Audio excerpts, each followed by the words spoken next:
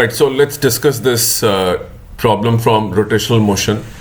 In this problem, what you see is on the left hand side you have a ramp that has a friction, and on the right hand side what you see is the ramp which is without friction. Now the way to look at this is friction on the left hand side results in a torque, and that torque results in rotation or rolling of this sphere. But on the right hand side, since there is no friction, there is no rolling, that is, there is no rotation. So on the right hand side you have no rotation, and that is why you're just slipping down. But on the left hand side you have rolling because you have friction. So if you see, friction is located at a distance r from the center of the sphere.